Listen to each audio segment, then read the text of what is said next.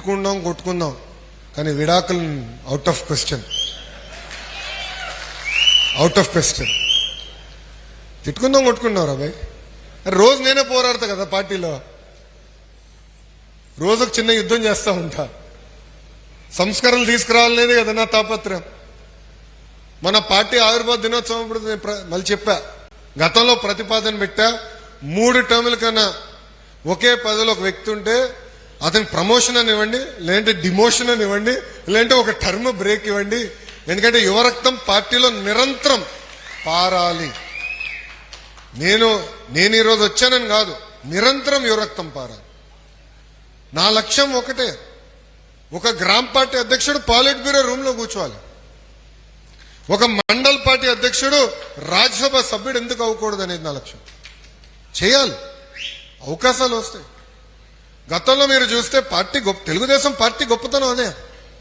మీరు ఎంతో మంది సభ్యులు చూడండి, వేదికమైన మమ్మల్ని అందరూ ఒక్కసారి చూడండి, అన్ని బ్యాక్గ్రౌండ్ వాళ్ళు ఉన్నాం. టీచర్ అమ్మ ఉంది, కొల్లన్న వాళ్ళ కుటుంబం తరతరాలుగా పార్టీ కోసం కష్టపడ్డారు, నిలబడ్డారు. ఇట్లా అందరూ ఉన్నారు. నాగ జగదీష్ గారు ఉన్నారు ఇక్కడ, మండల పార్టీ అధ్యక్షుడు ఉన్న వ్యక్తిని బాబు గారు లేదు పట్టుబట్టి ఎమ్మెల్సీ ఇచ్చారు. అదే పట్టైనా వైకాపా వాళ్ళు నా పైన కౌన్సిల్లో దాడి చేయాలనుకున్నప్పుడు నిలబడ్డాడు. ఆనాడు బీదా రవి గారు కానీ బీటెక్ రవి గారు కానీ ఒక మంత్రి గారిని కూడా గట్టిగా తన్నారండి కౌన్సిల్లో. అది బయటికి రాలే, వాళ్ళు చెప్పుకోలేకపోయారు, అంతే. చెప్పుకుంటే పరుగు పోతుందని. బాబు గారు ఒక్క మాట చెప్తే కౌన్సిల్ అందరం అదే మాట మీద నిలబడ్డాం. దానికి కారణం పార్టీకి ఎవరైతే కష్టపడ్డారో వాళ్ళని గుర్తించాం. చలపతిరావు గారు కూడా ఇక్కడ, గురువుగారు ఇక్కడనే ఉన్నారు, ఆయన కూడా ఆనాడు ఉండే. ఆయన గంటలు పోరాడాం. ఆయన వయసుకి ఎంత అరిశారు తెలుసా రోజు. పెద్దయినా నిలబడ్డాడు ఓపిక. ఫరూక్ అన్న వెళ్ళు నిలబడ్డారండి. ఒక వ్యక్తి నా పైన దాడి చేసాక వస్తే గట్టిగా ముందరికెళ్ళి పోరాడింది బుద్ధన మన నాగ జగదీష్ గారు. రెండోసారి ఈ నెల ఆయన కొట్టబోతే ఈయన పట్టుకున్నా, ఈయన దొరుకుతాడా? 2 చేతులు సరిపోలేదు రాబాయ్. ఎందుకు చెప్తున్నానంటే ఒక స్ఫూర్తి. అందరం పడ్డాం, అందరం పోరాడాం. కౌన్సిల్లో కూడా అదే పోరాటం పార్టీని కాపాడింది. సో పార్టీ, తెలుగుదేశం పార్టీలో గొప్పతనం అదే.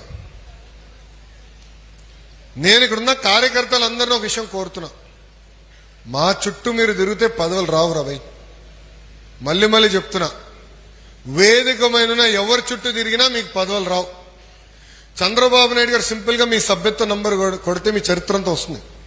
బాబు షూరిటీ, భవిష్యత్ గ్యారంటీ ఎవరు బాగా చేశారు, సభ్యత్వం ఎవరు బాగా చేశారు, ఎవరి బూత్ లో ఎంత మెజారిటీ వచ్చింది, ఎంతవరకు కార్యక్రమాలు చేశారు అనేది చాలా సులభంగా చంద్రబాబు నాయుడు గారు తెలిసే పరిస్థితి.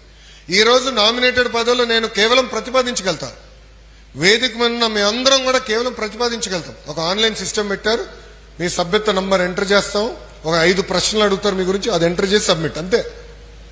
ప్రతి పదవి, ప్రతి డైరెక్టర్ పోస్ట్ స్వయంగా చంద్రబాబు నాయుడు గారు రివ్యూ చేస్తున్నారు. చాలా సీరియస్ గా తీసుకుంటున్నారు. ఎందుకంటే నిజంగా కష్టపడిన కార్యకర్తలు ఎవరైతే కష్టకాలంలో పార్టీకి అండగా నిలబడ్డారో, పార్టీ పిలిపించిన ప్రతి కార్యక్రమం బాగా చేశారో వాళ్ళని గుర్తించాలనేది బాబు గారి కోరిక. ఇక్కడ సుమారుగా 60 మంది ఉత్తమ కార్యకర్తలను కలిసిన అంటే మిగతాల పైన మీ పైన ప్రెషర్ మొదలైంది స్వామి. మీరు తిరగాలి. జూన్ నుంచి ప్రతి 3 నెలలకు ప్రోగ్రాం ఇస్తాం. 3 నెలలు ఇచ్చిన ప్రోగ్రాం సక్రమంగా నిర్వహించాలి. టెక్నాలజీ వాడాలి, తప్పదు. అందరి దగ్గర స్మార్ట్ ఫోన్ ఉంది, సినిమాలకి వాడతాం, సరుకులు కావాలంటే వాడతాం, ట్యాక్సీ కావాలంటే వాడతాం, పార్టీ పని చేయమంటే వాడు వాడు. తాతయ్య మీదే లేదా, మీకు బాగా ట్రైనింగ్ ఇవ్వాలి రవి, ఫుల్గా ట్రైనింగ్ ఇవ్వాలి. సో స్మార్ట్ ఫోన్లు పెట్టుకున్నాం, టెక్నాలజీతో అనుసంధానమే పనిచేస్తే మీరు చేసింది పార్టీకి తెలుస్తుంది. ఈరోజు ఉత్తమ కార్యకర్తలను ఎట్లా గుర్తించగలుగుతున్నా, ఎవరైతే పనిచేశారో తెలుస్తుంది.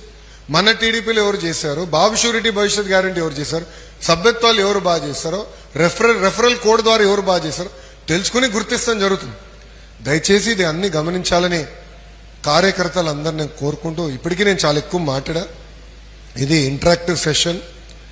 కానీ ఇంటరాక్టివ్ సెషన్ ప్రారంభించే ముందల కార్యకర్తలందరినీ కోరేది ఒకటే, ఇంటరాక్టివ్ సెషన్ రికార్డింగ్లు కాదు.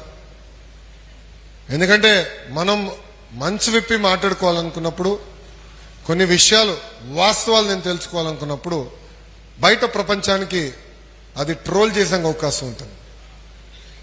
సో అందుకే ఎవరికైనా ఫోన్లు ఉంటే అది మీ జోబులో పెట్టుకోండి. పొరపాటున మెసేజ్ చూసినా కూడా బయటకు తీసుకుంటే మీ ఫోన్ తీసుకుని అది అమ్మేసి ఆ డబ్బులు కార్యకర్తల సంక్షేమ నిధి ఖర్చు పెడతాం. ఒప్పుకుంటున్నారు అందరూ?